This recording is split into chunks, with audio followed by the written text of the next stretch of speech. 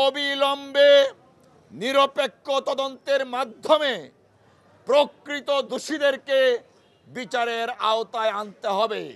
5ই আগস্টের দ্বিতীয় স্বাধীনতার পর আমরা আইনজীবী সমাজ তথা সারা বাংলাদেশের রাজনৈতিক কর্মীরা স্বস্তির নিঃশ্বাস ফেলেছিলেন, এই ভেবে আর কোনো মায়ের বুক খালি হবে না, আর কোনো বোনের আহাজারি আমরা পাবো না, আর কোনো সন্তানের ক্রন্দন আমরা শুনতে পারবো না।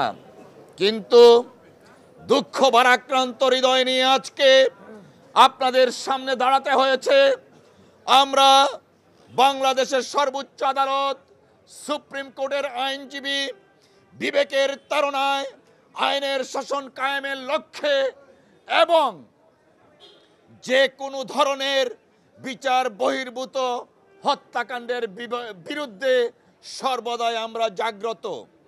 প্রিয় ভাইয়েরা আমার, আমরা প্রত্যাশা করি নাই শেখ হাসিনা পালিয়ে যাওয়ার পর এই ধরনের হত্যাকাণ্ড আইন শৃঙ্খলা রক্ষাকারী বাহিনীর হেফাজতে হবে।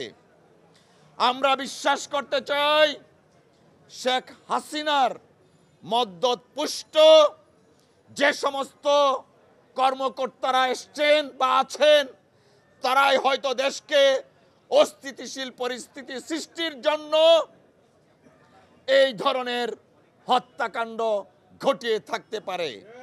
তাই আমরা রাষ্ট্রের কাছে আহ্বান জানাবো, অবিলম্বে নিরপেক্ষ তদন্তের মাধ্যমে প্রকৃত দোষীদেরকে বিচারের আওতায় আনতে হবে। অন্যথায় আইনজীবী সমাজ যে কোনো অন্যায়ের বিরুদ্ধে প্রতিবাদ করে আসছে, এখনো করছে, ভবিষ্যতেও করবে ইনশাআল্লাহ।